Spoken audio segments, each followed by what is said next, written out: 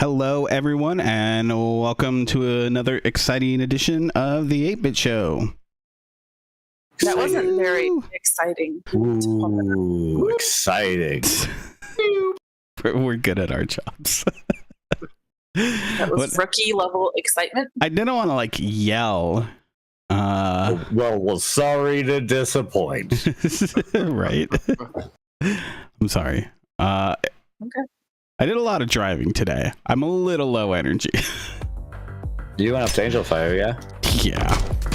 Yep. I heard they got a bunch of snow over in Taos. The ski resort got 30 inches. I mean, it looked great up there. But the roads weren't that bad.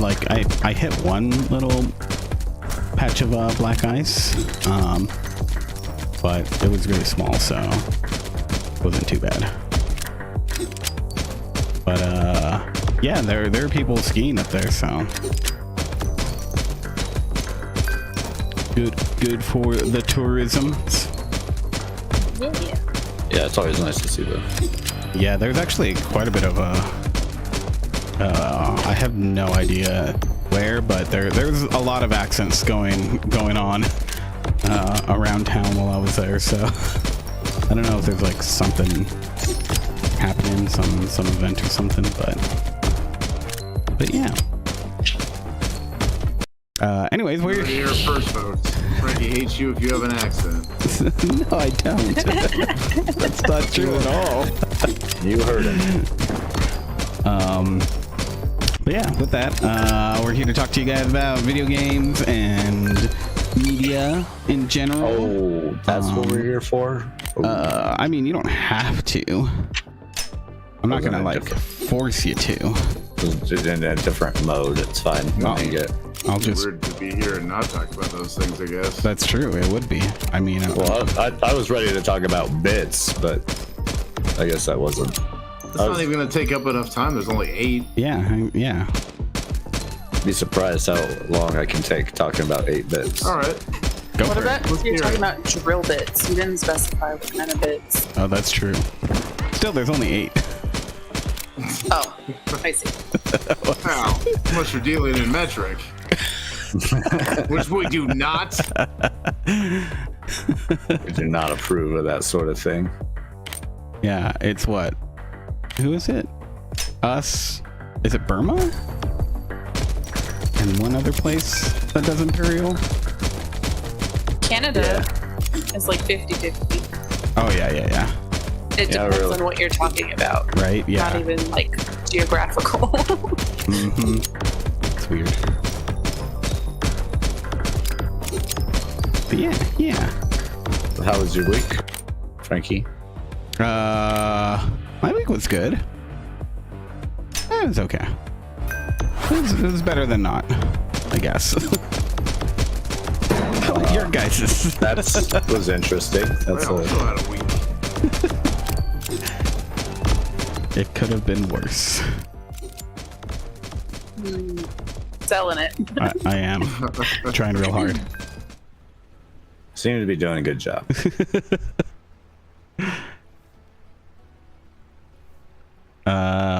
You want me to do my full week? Is that what I'm doing now? Well, that's what I thought that's where that was going. Yeah, I mean, Are you not? How was your week? Usually is you talking about your week. Well, all right, I'm not gonna argue. It's gonna go. Well, my week was full of not much different than the usual. Let's see. Okay, first off, let's start with Ori, because I love that game so much.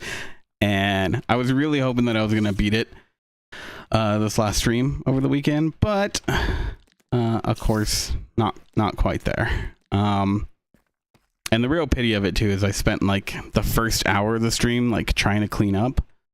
And then I was like, okay, well, it looks like we'll have to continue on and probably get towards the end of the game. I don't know what else to do here. And the very next part that I go to, I unlock something that shows me where all the secrets are. So I thought that would happen because, I mean, that happens in the... You get something similar in the first one. Yeah, well, so that's the thing, is that in the first one you have to like unlock that one at a time, which they also have in this game, but there's something bugged about it because it wasn't showing me the things that it said it was going to. But that's only for like the basic collectibles. In Will of the Wisp there's a lot more. So when you get that last unlock, it's like every secret is now visible, which is cool. I like that they did that. Hopefully it'll make 100%ing it much easier.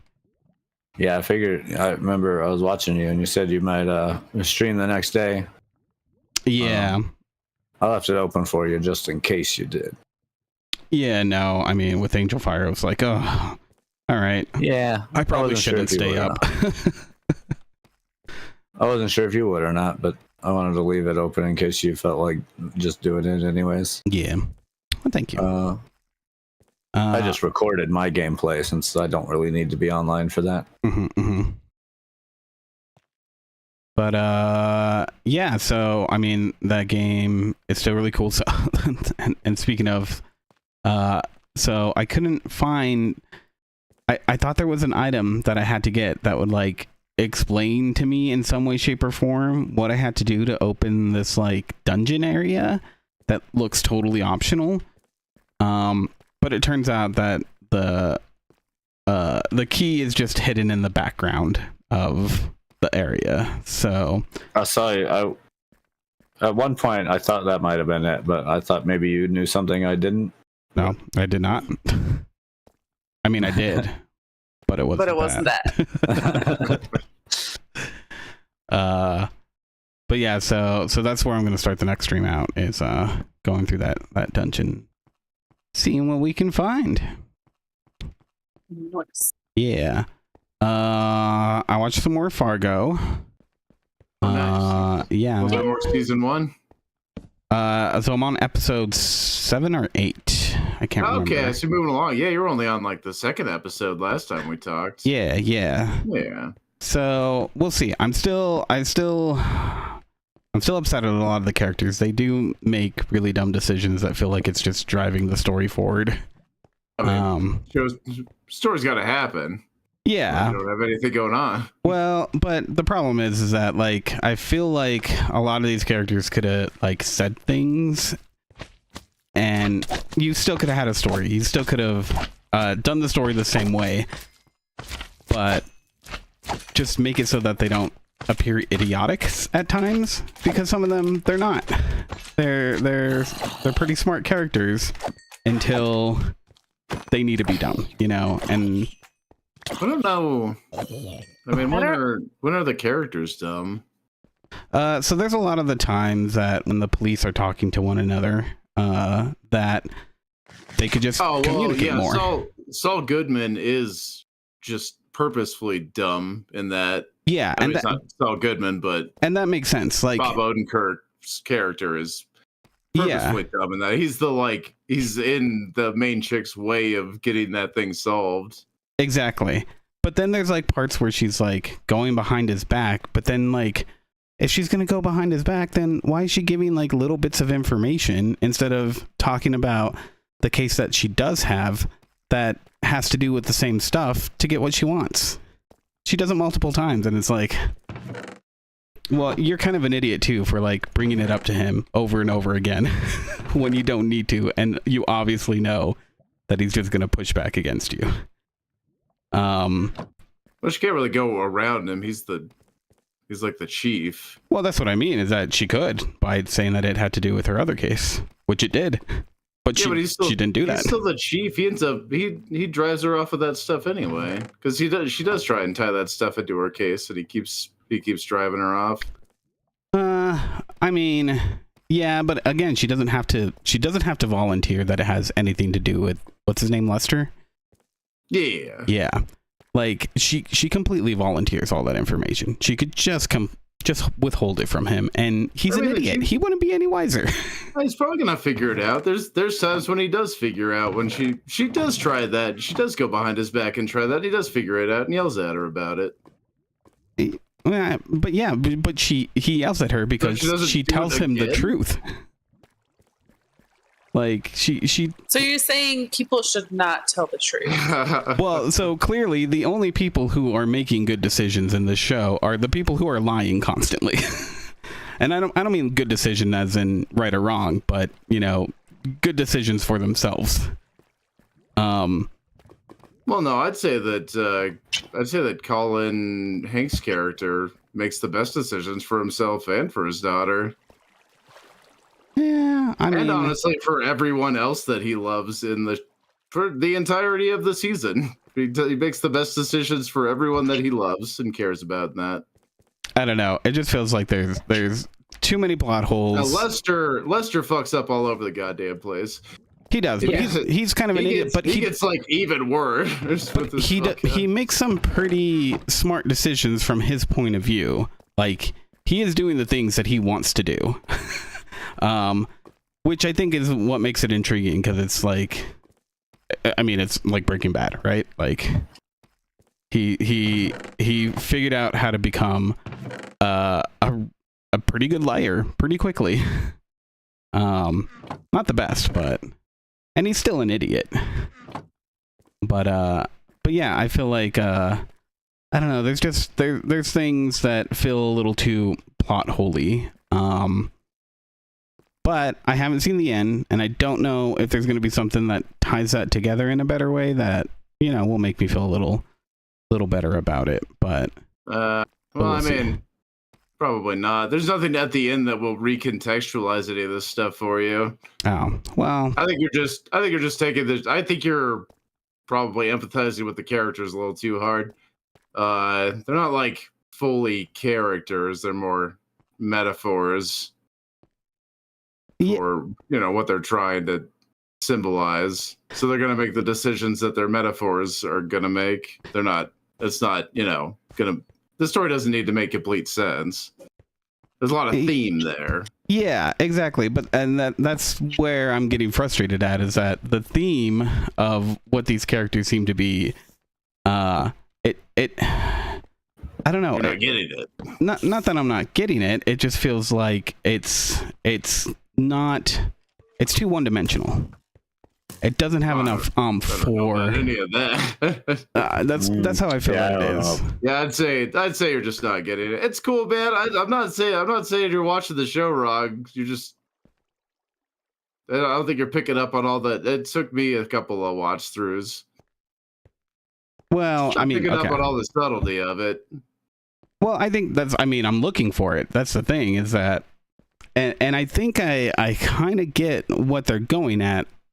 And again, that's why I want to wait until I get to the end of the season to see if what they're going for, what these themes and the overarching characters seem to be, if that actually does come to fruition. Like, because again, you can just have these character tropes be a thing and not really address it in the end, right? And I think if what you're saying that there isn't anything there, then I don't know. It feels. I'm just saying that it's not going to be. There's nothing in that that's gonna. There's nothing in the end that's going to recontextualize anything for you. If that's what you're looking for in the ending, I'm not sure what you're looking for in the ending that's going to improve the show for you. Yeah, and that's the thing. I'm not sure either. It really depends on where it goes. So. It's not a mystery box show. It's not. No, yeah. Like the ending's not going to make or break it, or well, at least that's not the intent of the end. Mm-hmm. Although it is, I find it to be a satisfactory ending for the first season. Second season's ending's a little weird. Yeah, I don't know. We'll see. Was the second season the one with Ted Danson? Yeah, the second season's the one with Ted Danson, yeah. I don't know, those are really interesting shows just because of the themes they typically explore in them. Yeah, so I mean, that's what intrigues me about it for sure. None of the people are like notable. I mean, yeah, like Andrew said, like none of them are particularly like notable people. It's their tropes that stand out over them. So yeah, they're all metaphors for animals. I mean, obviously, Malvo's a wolf. Which is just the whole like predator prey. Yeah. Yeah. But yeah, okay. What's his face wants to. But that's on the Lester wants surface, to right? be a wolf, but he's not a wolf. Yeah. But Well, I mean, it's not on the surface. The character's actions kind of reflect those animalistic traits as well. Yeah, and yeah, that's yeah, when that's- you're going to see them making dumb decisions, is because those are their actions reflecting their animal traits. It doesn't make sense that a person would make that decision, but a duck would make that decision, or a wolf would make that decision, depending on what character we're watching. yeah, but that's what I mean. Like if you pick that apart, you know, it's one of those things where it's like, okay, so is this supposed to be, because like a lot of what it has to deal with feels like there's religious and philosophical overtones. A bit.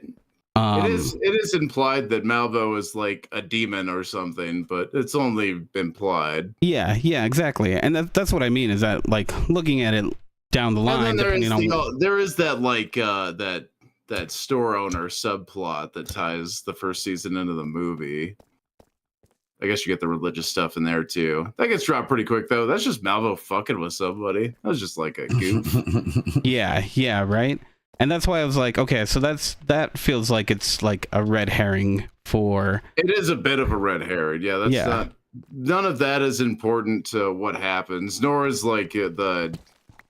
Yeah, that's just like that's just some other thing. Yeah, that's just Malvo goofing because he's bored in town.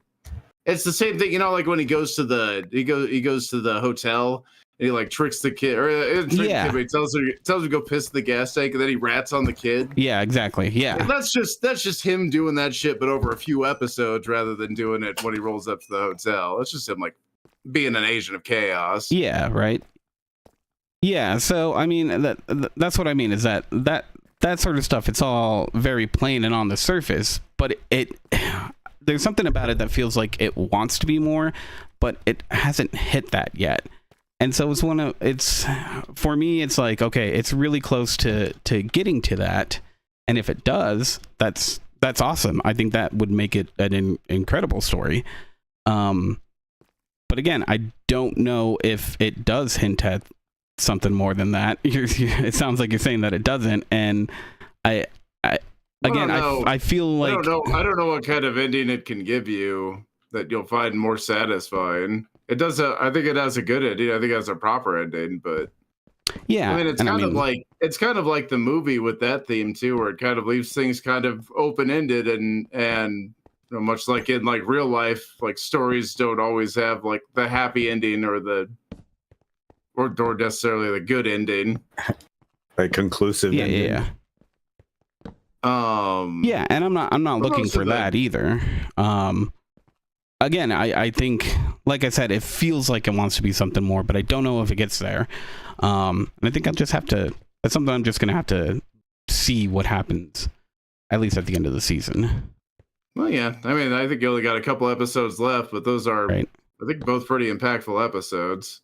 Yeah. Mm-hmm. Yeah, well, I mean, those are the first one, and those are probably the most important ones. Yeah, I bet. Penultimate episode. Yeah. Yep. So we'll see. But yeah, I'm still totally like in it. Like the performances are great. Everybody does a bang up job. Amazing. Yeah. And Martin Freeman crushing that accent the whole season. Right? Yeah. Martin Freeman's great. He's one of my favorites by far. Yeah, the performances are great. That's something I'd praise every season of Fargo for. It's good, good performances all around. That's good. From Breaking Bad does great in season 2. Yeah. I need to go back and watch Breaking Bad again. I need to watch Better Call Saul first. I need to finish that. Yeah. I guess if you want to do it like chronologically. Well, no, it's in the other direction. Or no, I guess you'd have to watch like half and half. I don't know. Yeah, right. Yeah, I don't know if I'm there yet. Maybe because the thing is, like, Breaking Bad's just very heavy. I've only seen it all the way through once, so yeah. There's also just a lot of there's a lot of waste in that show. They didn't know where it was going, so there's a lot of stuff that gets dropped.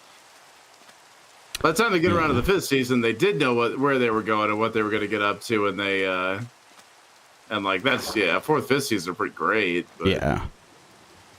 Once they had like an ending in mind, but first season's it's a little clumsy. They're still a little. They're finding their voice, finding what they wanted to be. Yeah, so that's why I want to go back and like actually see like, you know, how that actually progresses through and whatnot. One day I'll do it.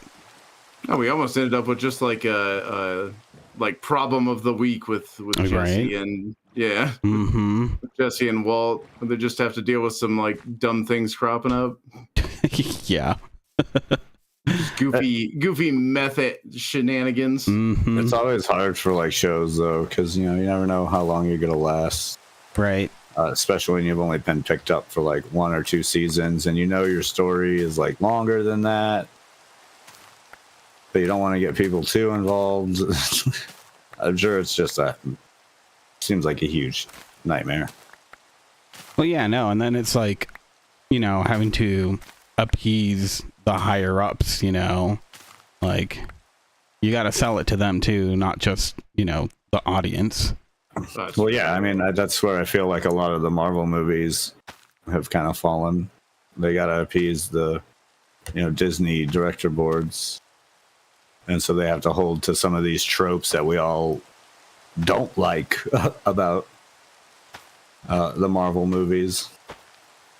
Yeah, but because it was successful on one, it's gotta, we gotta do it for all of them. Yeah. And you got to do stuff so you can sell it in China. Yeah, that's a huge market. You got to make toys. That's the market you need. Got to sell toys. That's true. That's what all the shows in the 80s were about. Mm-hmm. Yeah, it's pretty much the only reason we had cartoons like that. Yeah. It was why we had the budget. Yeah. But yeah, so, and also I'm working on a video for Night in the Woods. So I'm replaying through that again to capture all the video. And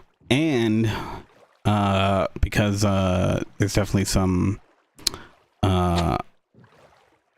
like the game as a whole is very philosophical.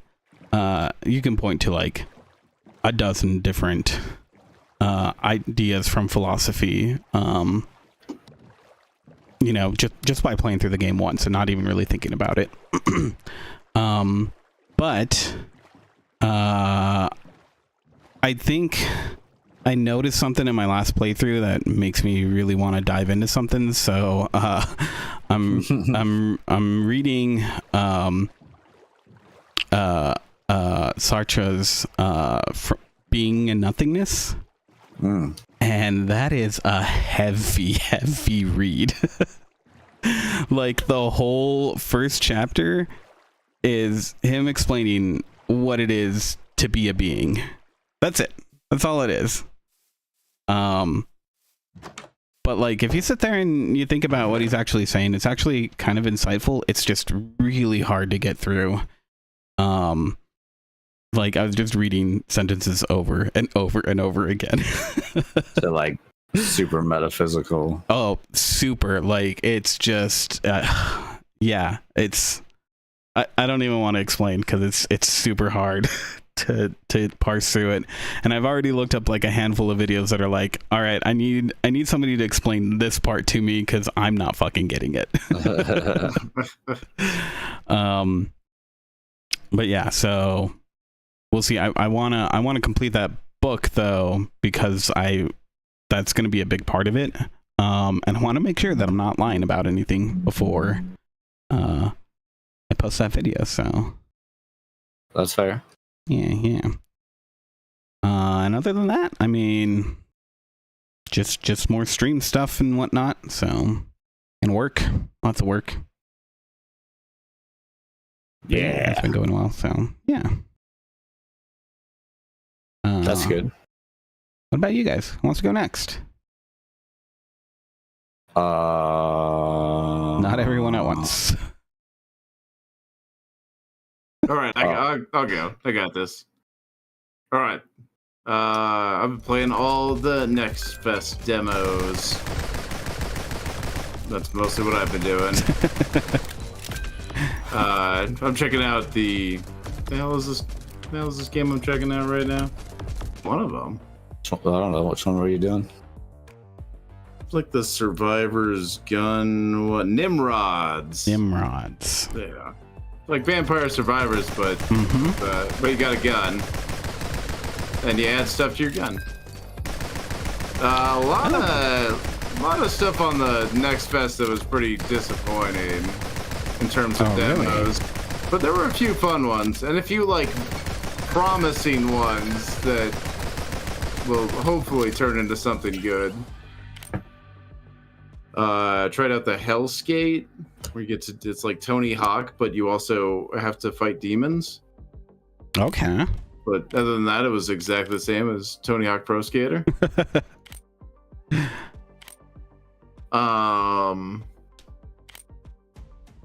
See, what else were some good ones? Oh, checked out Synergy, which is like a colony builder. I just really liked the aesthetic of it, though. It's not a very good. I mean, it's fine as a colony builder. It's solid. It does what it would need to do as a colony builder. Pretty middle of the road, but it looks just like a Mobius comic, so it's super sold on the aesthetic. Oh, okay. So I've been having fun. I had some fun with that demo. I checked out what was the name of that Metroidvania I checked out? Ultros. I checked out Ultros, a very colorful Metroidvania. Also fun, solid. But another one where I really liked the aesthetic.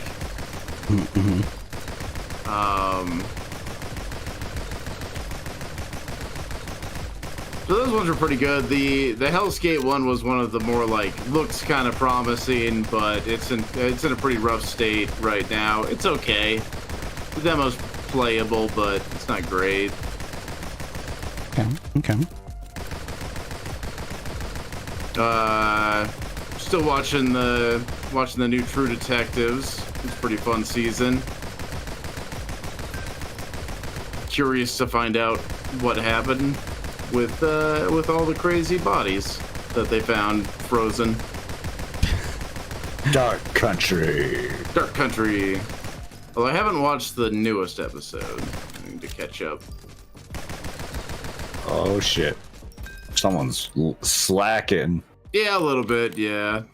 Other than that, I've been doing lots of video editing. Do you see the Do you see that the Office thing that I cut together? I did. That I have unlisted on the YouTube for obvious reasons. Indeed. Copyright related reasons. Whatever could you mean? Song. But yeah, no, that's yeah. We're gonna put some music in the next zombie episode for Saturday. Playing around with more editing stuff, getting better at doing that. Yeah, I think video editing is pretty fun. It's pretty fun. I find it really cathartic. Yeah. Like if I'm getting stressed out playing games or something, I'll just be like, oh, you know what? I'm just gonna edit video for an hour, and then I feel better. Really, really relaxing. Until I gotta figure out something new, and that's either fun or terribly frustrating, exactly. Depending on how easy it is to do. Sometimes both. Yeah. Right. So true. Those will make an effect to be like, wow, that's really cool. I'm never going to do that again. See why people pay for packs of that effect. Right. But it's been about it. For my week, been reading still reading the third book in the 3-body problem. So I think this is the third body. Third body? Yeah, of the titular problem? Yeah, yeah. Or the third problem, I don't know. That's true. That's going pretty good, though. That's really interesting. I was wondering where they were going to pick up from the end of the second book, and it ties in a lot closer. The second and third book tie in a lot closer than, like, the first and second book did.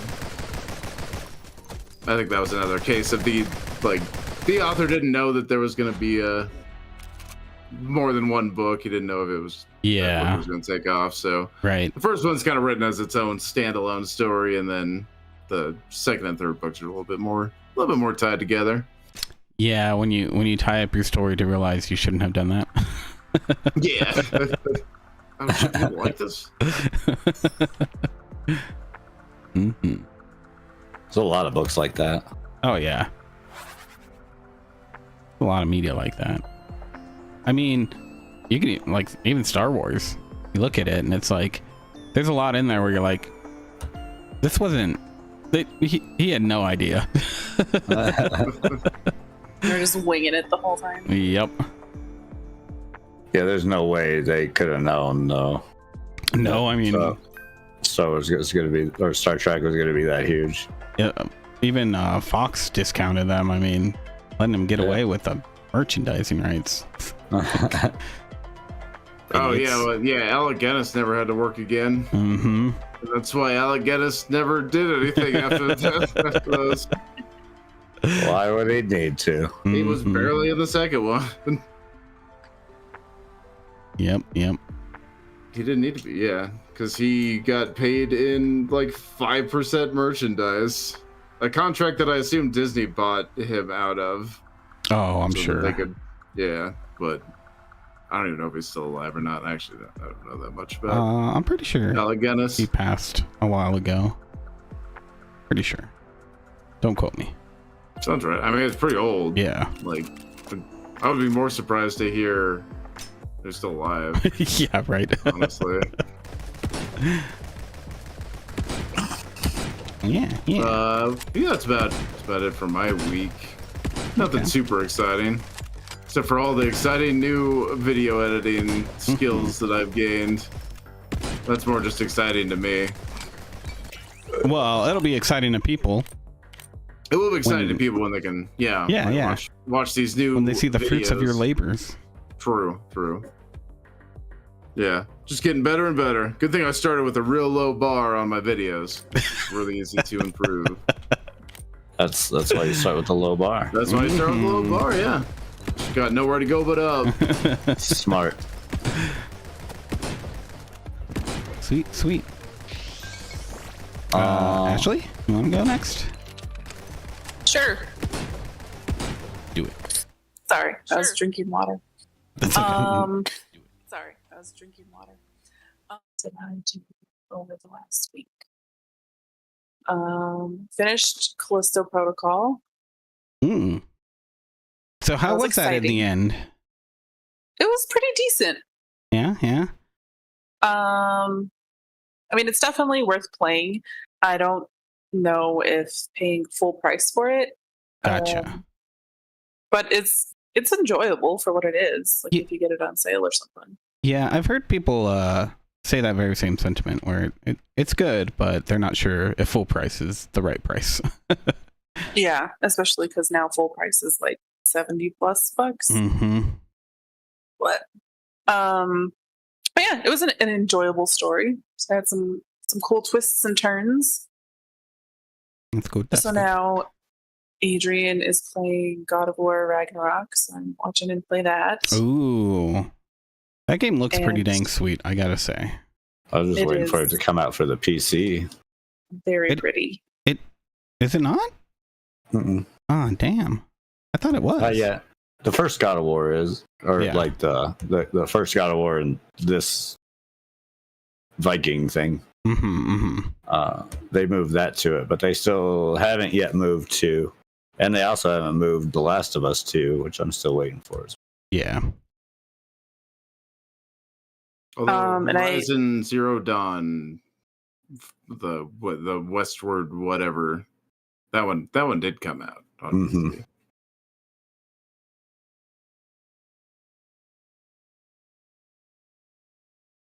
Sorry, go ahead. It's just waiting for somebody else to talk. I was waiting for you to start so I could interrupt you again. Well, thank you. That's awfully considerate. I may or may not have fallen asleep at one point because there were 3 dogs sleeping on me. So I wake up and he's like, "Oh, this story thing happened, but I recorded it so you could watch it," and it was really sad. Aww. And I was like, I really could have You done without that, but thank you for saving that for me. I appreciate it. So that was nice, I guess. Right. Let's see, I started Sunhaven because I love agriculture. That's a pretty fun one. I have that one. Yeah. I also have that one. So I'm on like day 3 or 4 right now. So I haven't really done a whole lot. I'm just growing wheat and clearing out weeds and stuff. I like that. That one had a cool thing where you could like change the length of the time of day to give yourself more time. Yeah. Which I don't feel rushed to get everything done. Which definitely helped later on when you start getting like a lot of farms going and you're like, all I have time to do is keep my farm going. How am I supposed to ever go say hi to anybody? That's how I've kind of felt with Fae Farm. Like the days went by really fast. So if you're doing farming, that's like all you're doing. Right. Yeah, it definitely gets that way. So that's pretty cool. I got some DLC pack for free where I get a raccoon outfit. Ooh. So that's pretty cute. But so far it's pretty fun. That's pretty much it for game. Watched a little bit of the newer season of Rick and Morty. It just got added to HBO. Nice. And I guess that's really about it. It was kind of out and about more than anything. No more of that. What's that book you and Rihanna are reading? And I have to start over because I started the first one a long time ago. And I think I got like 70 or 80 pages in, and I was like, oh, this is so slow. And then I gave up on it, and I moved on to a bunch of different things. So I'm still in the first book. Well, she's on the 3rd one now. So I'll probably try and catch up pretty soon. Yeah. She said it got pretty crazy in the 2nd book. Yeah, she won't shut up about it, so. I'm sure you're thrilled. I mean, it's not too bad. It honestly, like, the things that she's told me about it, even though I have no idea, it sounds really interesting. Like I might maybe want to read it. Just because it seems like some cool ideas. So, I don't know. They're pretty thick books. Yeah. So, yeah. Like thick? Yeah. Or just 2 C's. like thick? Nice. Yeah. It's good. They got all the spice, right? That's a good level of thick. I don't know if that one does. The other series that she made me read definitely did. So what's the series that the one that Rianne's going on about? What is that one called? City of something. City of something. Okay. I'll ask her. And the other series that was like pretty spicy was The Court of Thorns and Roses. Yeah. Okay. Yeah.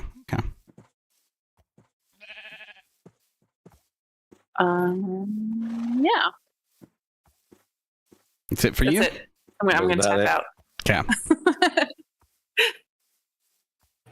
Christian, bring it home. I had a week. There we go. Done. Moving on. 2 news. No. I also Next Fest, like the Steam Next Fest started the other day, so I've been checking out some demos. Mm-hmm. Currently playing Lightyear Frontier. Lightyear Frontier. Which is a nice cozy game, kind of like Stardew Valley and all that, except for you're in a giant mech. Mm-hmm. And you can get out of your mech and do some exploring and stuff. So okay, far, that's all cool. right. It is just a demo, so there doesn't seem like to be too much here Yeah. currently. But But it has been enough of a taste to have you intrigued? yeah, it's been pretty fun. Okay, cool. It looks It's pretty really interesting. relaxing. It gives me a weird like Turok-y vibe, honestly. There's some things I'm not a fan. Just being, I'd like to see more companies do different things for survival crafting. I just noticed that it doesn't like to pull from my inventory for some of the stuff. When I'm building, it doesn't like to be like, oh, you have this over in the box. Oh, yeah. I have to go grab it and put it in my damn inventory, Mm-hmm. which is a bit frustrating. Yeah. But yeah, it's not bad. It's a kind of an interesting little cozy game, you know, with the mechs, with the idea of having a mech. Mm-hmm.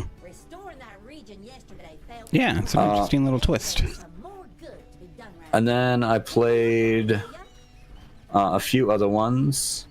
There was one that I thought was going to be more like Sniper Elite sniper game. Mm-hmm. And ended up just being like a puzzle game. Oh, it's always weird when that happens. But it ended up being like in a really cool way. So it does revolve around having like being a sniper. And you're like this chick whose family got killed by a cult or something. I don't know. It has like a mystery story going on. Huh. But it's set up in stages, and each stage you have to take out like a certain number of bad guys. But you get one bullet to do it with. Oh. And the gimmick here is that you get to like ricochet the bullet. So as soon as it hits like a target, if you hit somebody, you get to like change the aim of it to somebody else. Oh, that's pretty cool. And then it has like a slight like bullet bend like ability that can happen. You got to curve the bullet. In some instances, yeah. So it ended up being a bit more interesting than I thought it was actually going to be. Called Children of the Sun. Okay. Pretty cool little game. I checked out a game called Kingsgrave, which was kind of like a Zelda-like game, like old school Link from the Past type Zelda. Okay. Experience. You play as like a king who's trying to like rebuild his like town, and you go and like help. You go and like recruit villagers and stuff to work on like different things. Wait, what's it called? Kingsgrave. Kingsgrave. I think I've heard of it. Or maybe you told me about It's all right. The demo was rather short. So you know, hard to judge too much, but it seemed pretty fun. Also tried. Oh man, what was the name of that one? It's like a super high speed one. Echo Point Nova. Echo Point? No.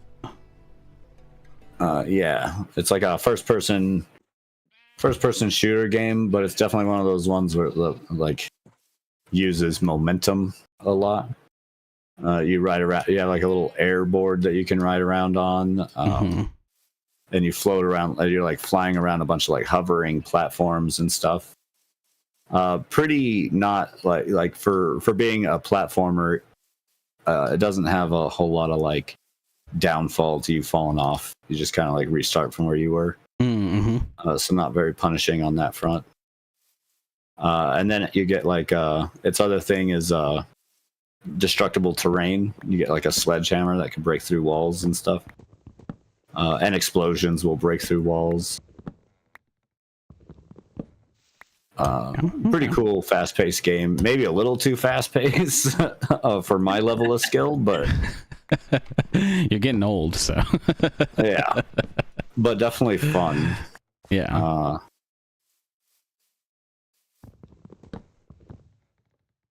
And I haven't gotten to check it out yet. I was going to check it out before the thing. I've been checking out demos all day. But I also got Space Trucker. Star Trucker? Star Trucker. Star Trucker. Which is being a space trucker in space. It's one of those like simulation games. You got to go on like the outside of your ship and like refuel and like patch up holes. Mm-hmm. Taking cargo from here to there. Just my style of like chill game. Kind of reminds me a little bit of Hard Space Shipbreaker, where you break apart a bunch of ships. Pretty cool. You know, It looks like, sorry, go ahead. yeah, just looks to be like right up my alley for type of games. Mm-hmm, mm-hmm, mm-hmm. What were you gonna say? It's funny because whenever I hear games like this, I have no idea how. What is it? Space Trucker? Star Trucker? Star Trucker. Star Trucker. It like you describe it. It makes me think of an older game. That I mean like back in like middle school, I think. Where it was like one of those simulation games where you had to like deliver stuff, and I think like it was supposed to be like math oriented. But I remember our teacher like locked it down in a way like you had to type in like all these commands just to get it done, like because she was trying to like she was trying to improve typing, right? Like Right.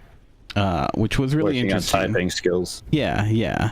And it just makes me, I don't know why, but it just made me think of that game, like, because there's all the things you had to do in that too, where it was like, oh yeah, you gotta get out of your truck and like refuel it, and take care of the tires and all this other shit.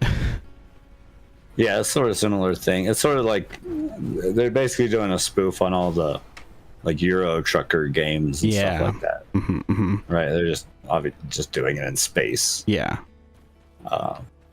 That's cool. I'm fine with that. That seems fun. There was one other I just got done playing earlier today called Underspace. Underspace. Yeah, and it's like a space RPG. You get a Sparp PG. Yeah. It's kind of like that Underspace that I've tried to tell you to get like more than a few times. Mm-hmm, mm-hmm. It kind of acts like that, except for you can at certain points get out of your ship and do stuff. Which, okay, I guess if you're a nerd and need that sort of thing, whatever. Whatever.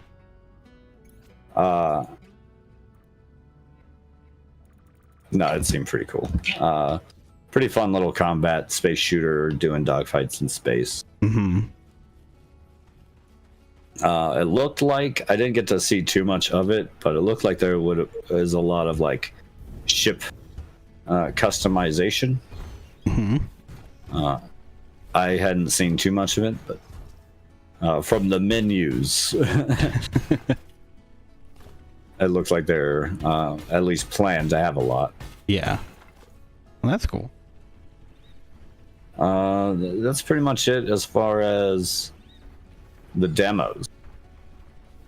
I played some more Sail Forth yesterday to do another Sail Forth episode for the Let's Plays. Mm-hmm. That was a lot of fun. I've been naming my ships after 90s movie stars, which has been a blast. And last night, I got in a big old fight. got in a big old fight, and we lost Keanu and Van Damme. Oh no! Yeah. Why would you do that? I know. Why would I do that? There was a look. It wasn't my fault, man. We got in a big fight. Sounds like it was your fault. Should have fought harder. Sounds like you didn't love him enough. Right.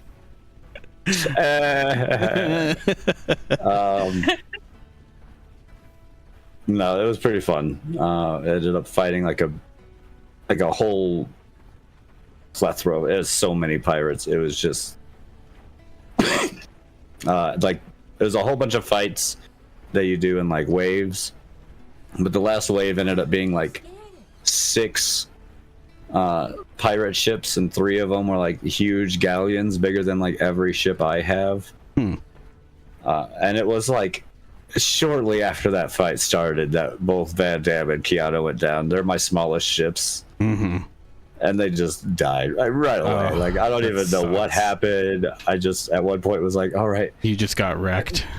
yeah, I'm like, all right, I think we got to take a little breath. Let's see where everyone's at. And like I only had like one other ship left. So I was like, oh shit. Oh, that sucks. Sorry. That's okay. We got a lot of money out of it, and so now I got new ships. I got a big old galleon ship now, and I named it the Stallone. Perfect. And then we have another ship that I named after the late and great Carl Weathers, as a tribute since he just passed. Yep. And the other one is like a little one of those like Japanese junk boats that I named the Lee. Not a Japanese name. Not it's not, but you know, we just kind of have to go with it. We didn't have to. No, I'm pretty sure I did. It was on the quest log. So that's been a lot of fun. I really enjoy playing that little Sail Forth game, little pirate game. It's been a blast. Other than that, other media wise, I'm almost done rewatching Archer.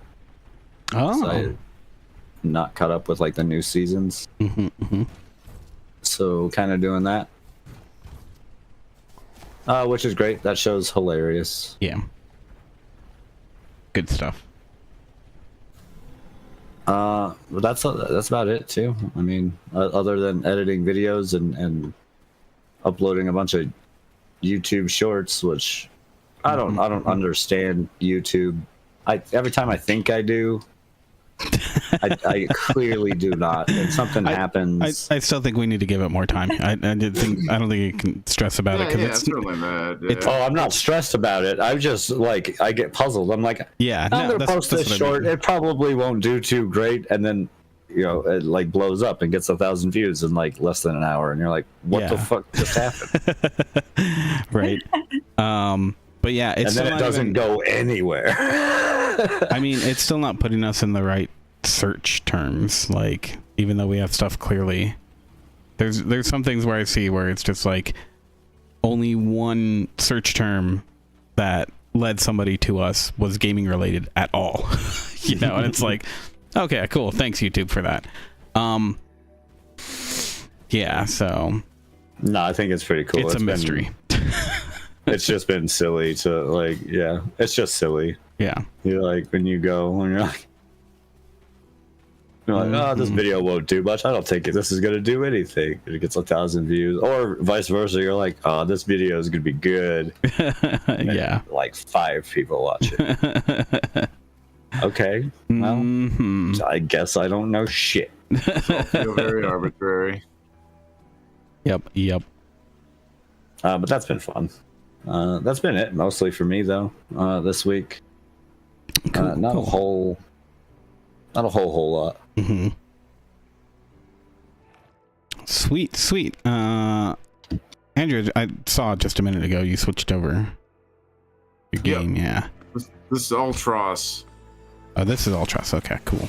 It looks really like it pops. Yeah, it's super colorful. Yeah. Yeah, Oh, yeah, that game looks cool. Game, yeah. Cool looking Metroidvania game. Yeah. Which I love my Metroidvania games. Mm-hmm. Mm-hmm. All right. Well, with that, should we get into the news? Sure. I have a news. Do you? Breaking news. Dude.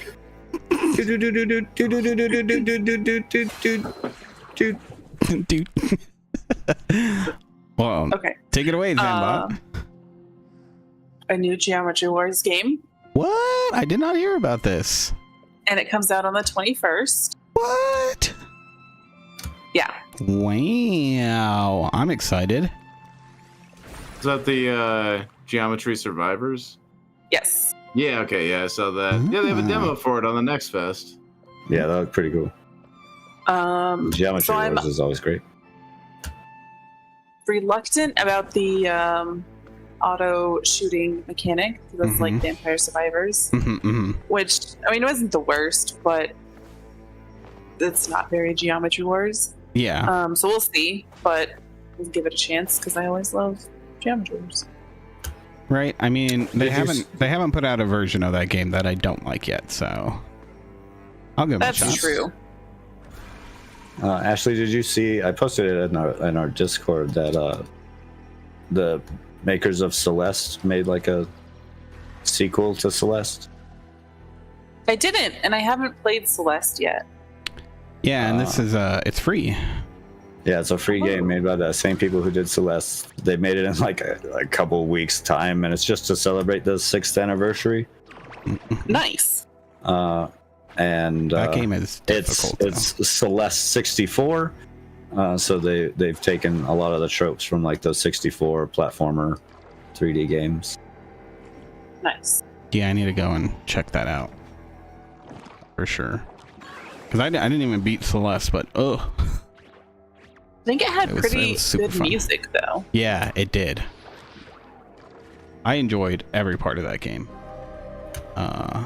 even though it was pretty difficult. New Geometry Wars. That's yeah, cool. so that's like the only game that I'm competitive at. So here we go. Let's see, we can post that on the Discord, and then you can see how competitive you can get. Right. See how many people go up against you. Okay.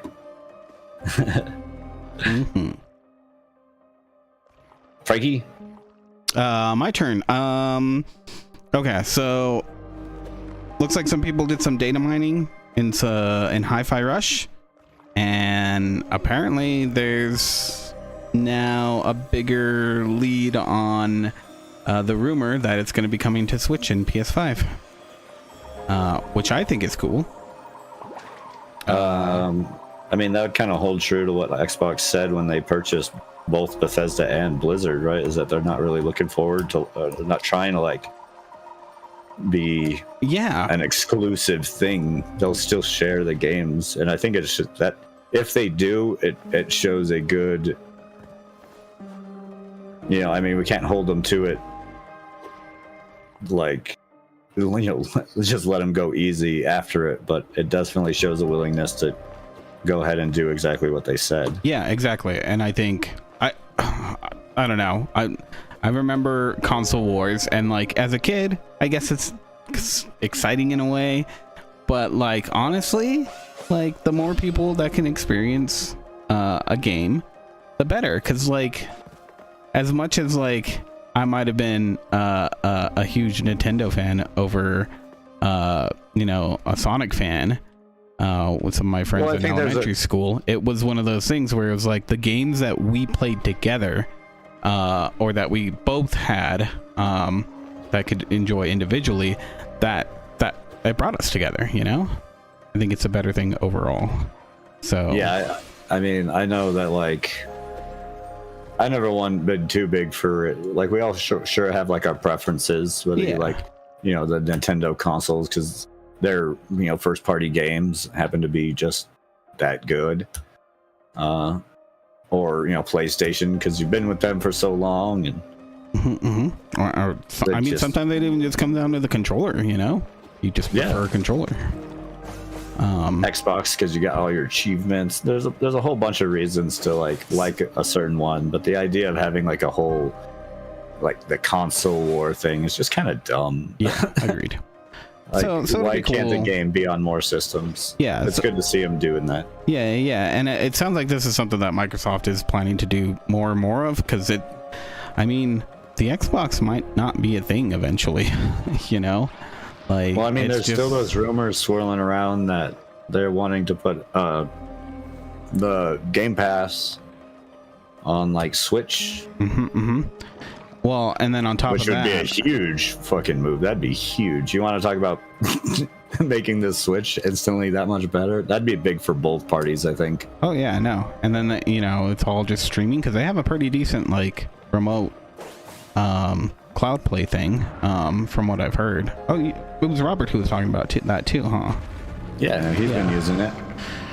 Yeah. So, I mean, I used it a few times, and it worked better than I thought it would. That's for damn sure. He has hiccups here and there, but for the most part, it works pretty well for him. Yeah. But yeah, and then there's rumors that Starfield and I can't remember what the other game was. They also might be coming to PlayStation 5. So, yeah, I mean, if Microsoft does that, I think that's a really cool move. And honestly, like, why limit themselves on how much money they can make off of a game? Like, do it. That's one thing that the exclusives in, like, it makes sense. Why would Microsoft, who keeps purchasing all these video game companies, it'd be almost dumb to make it all exclusive, right? You're cutting out so much money. Yeah, and it's go ahead and say that's all exclusive. I mean, like, I see the argument from, like, you know, Nintendo, you know, Super Nintendo to like Genesis those days, because that hardware was completely different. So yeah, you had to pretty much build a whole new game, which happened in a lot of cases. But now the hardware is so similar that, I mean, even on Switch, it's still pretty similar. It's just older, you know. Yeah. So yeah, I think that's cool. So yeah.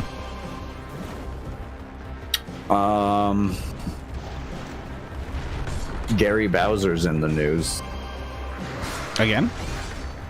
Yeah, fairly recently, mostly because now he started doing some interviews. Oh yeah, I saw that stuff. Yeah. He started being able to do some interviews because I think he finally got out of jail. Yeah, I think he's out of jail because he got off on good behavior. Yeah, which makes sense. No one should be in jail for something that dumb. No. But man, he's talking about how hard it is, and that while he was in there, he paid Nintendo $25 like a month with the earnings that he made while in there, working at like the post office in there or something like that. One of the little facilities they have there. Yeah. And yeah, just basically how, you know, the sentence was a message to anyone else who would think to try and do the stuff he did. Oh yeah, no, totally. I mean, and it's kind of harsh, man. Like that totally guy's never gonna not owe Nintendo for like the rest of his life. Yeah, he will now owe a billion-dollar corporation his money to pay rent. Well, no. Don't mistake that, because the stipulation is no. Yeah, I get that. It comes out after paying for necessities. So whatever his rent is, that will, like, if he has to pay money, if he has to pay rent and food and doesn't have anything left over for Nintendo will not get anything for that month. So that's true. Yeah, I just talked about how hard it is to even just come up with what they want, though. Oh no, how hard it is to even make. Yeah, it's still shitty. And then, not to mention, I mean, like, because he spent time in like prison, that instantly takes away from some of his working ability, making it that much harder. Yeah, well, hopefully he gets a job with a security firm, because that's probably where he will have the best chance, honestly. Yeah. Or, I mean, a developing team. Yeah, possibly that too. Because he is definitely like a really good coder. Otherwise, he wouldn't be in the trouble he's in. Did he actually develop stuff for that, though? Well, I think that's what he used to do, is like the codes.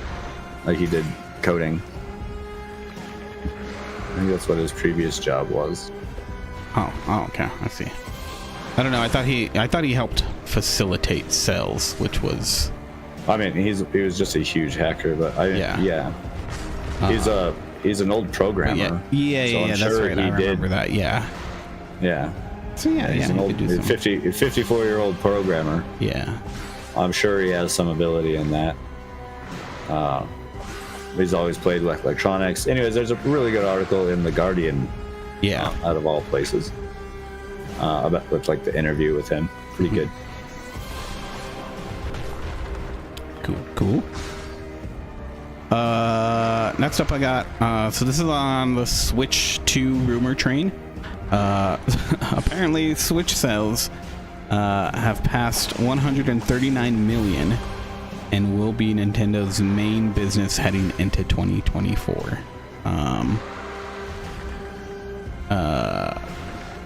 According to the Nintendo president. So what that basically means is that there could still be a Switch 2 at the end of the year, but if they're still doing record-breaking sales, they don't need to, so... Yeah. If they do, it's going to be much like the OLED, like the OLED, you know? Like maybe an upgrade and some software, but overall the same.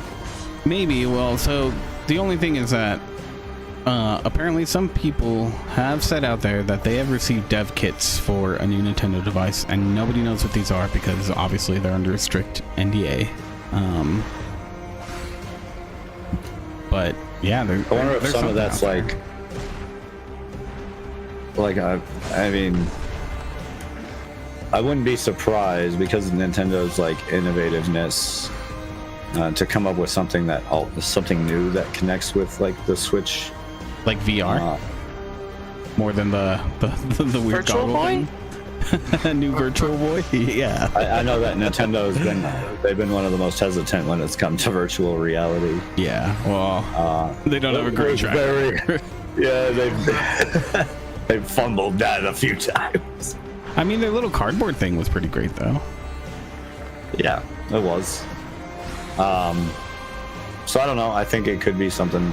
Not that, you know, this is all speculation and stuff. Yeah. I wouldn't be surprised if it became something that like attached to the Steam or Switch and became part of like the Switch's Oh, you mean ecosystem. like the RAM upgrade for the N64? You remember that? I mean, yeah. I mean, I would think even maybe a little bit bigger.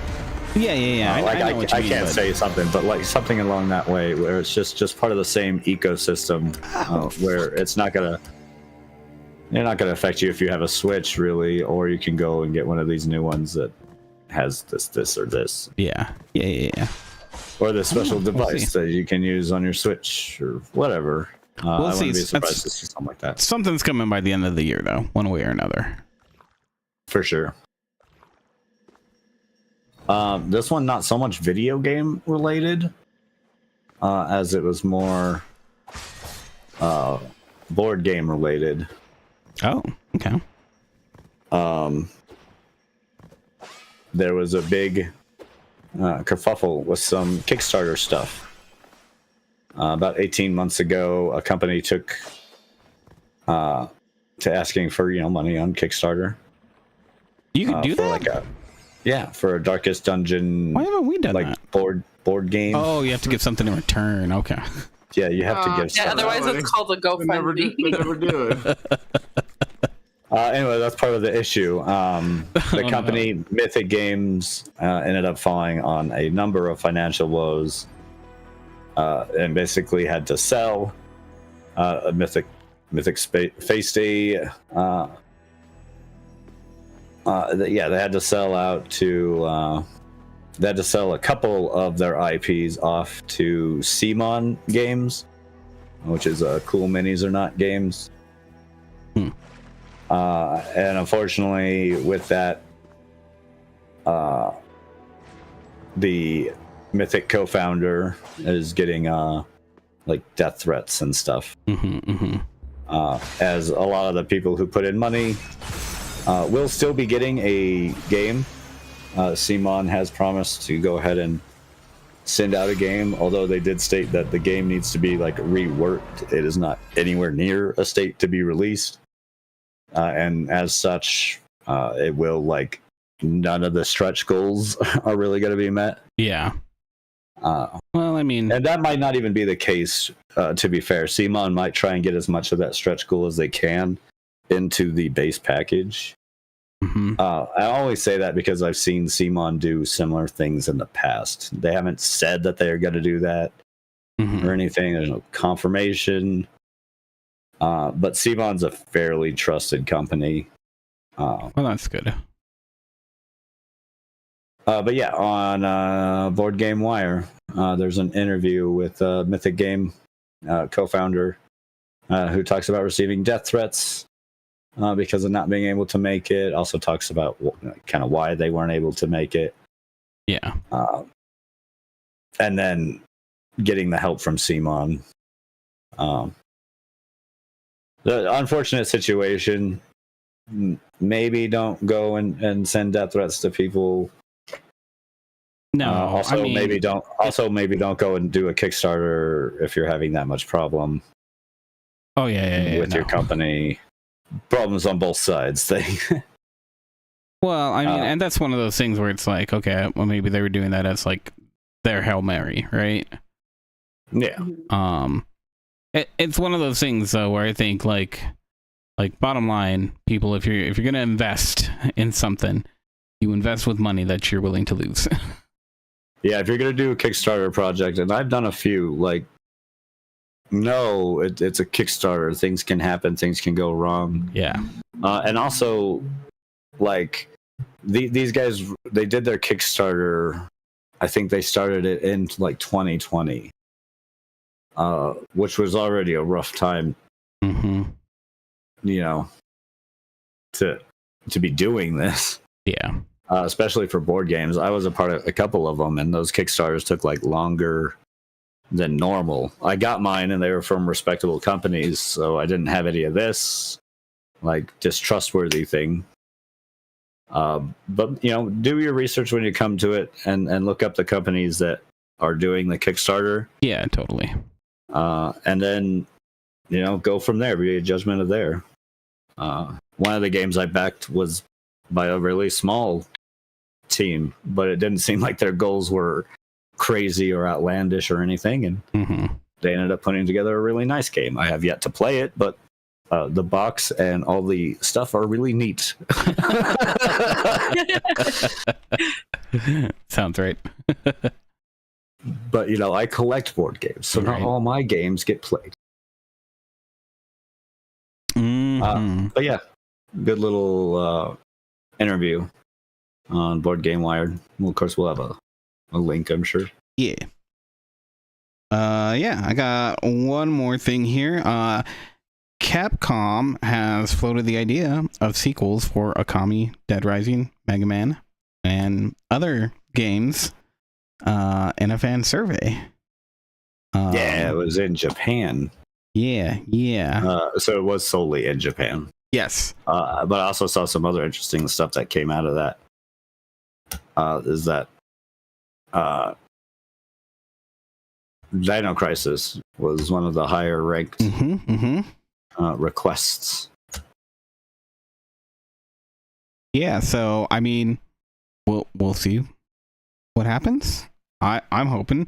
I would love for them to do a Dino Crisis. Yeah, Ghosts and Goblins is on that list too. So or Dead Rising. Oh yeah, Dead Rising. Yep. So yeah, I thought that was pretty cool. Apparently these sort of things are not unusual in Japan.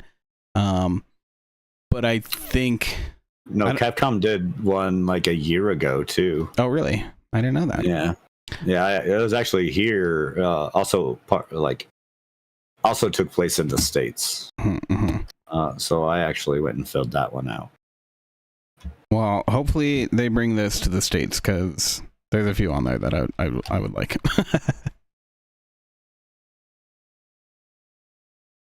But yeah, that's all I got.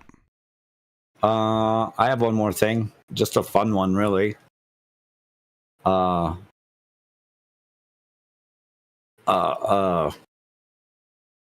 team of Dwarf, the team that brought you Dwarf Fortress, and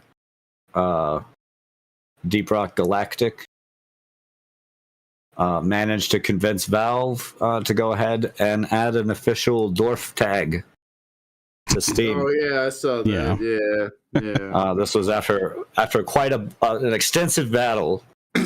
I disapprove. To lead this category, which ended up coming about by fans, much like it does for all of them. You got to have enough people. The way it kind of works is you got to have enough people put it under that category in order for Steam to officially label that category. Because you can give games like really whatever category you want. Mm-hmm. On like a personal level for your Steam. And enough people do the same one, it will eventually make it to being real. So, Kit Fox Games and Ghost Ship Games asked their fans to take to Steam and make it happen. And of course, they all responded, "You have my axe," and or rock and stone. Seems to be most of the comments. Mm-hmm, mm-hmm. It's just funny. It also, the article I read was kind of humorous because they also added elf tag. There's an elves tag as well in Steam. Interesting. And the article does mention it, but in a silly way, like, ew, gross elves. Those elves have an irritating air of condescension about them. That is how they come off, yeah. I mean, they were there for quite a bit longer, if we're going by Tolkien. Oh, okay. All right. Yeah, okay, here we go with I guess we can tell who the elf of the group is. Hey, I'm just stating facts. Yeah, that's what they all say. Sounds like some elf shit right there. Facts don't care about your feelings. Facts don't care about your feelings. Iru very explicitly said that they could not wake up until man came. Oh, okay. What, over here with his elf supremacy? No. I'm just saying what God said. I don't know any elf quotes, so that makes you the elf lover. No, that was not an elf quote. That was a God quote. All right. Oh, I don't believe in God either. So, well, he believes in you. We live in a whole fantasy land. How do you not believe in God? He was At just here. the same way I do it in D&D. I just they're gods. Yeah, he's just some asshole. Or do you have worship? Equate them to like a dragon or something. Like, I don't think worshiping does anything one way or the other. Well, it's pretty important. You don't worship dragons? Oh my God, we're finding out a lot today. The bears are actually in Aubrey's cafe. I will be worshiping dragons, but I remember when I found out in NetHack. You remember NetHack? Mm-hmm.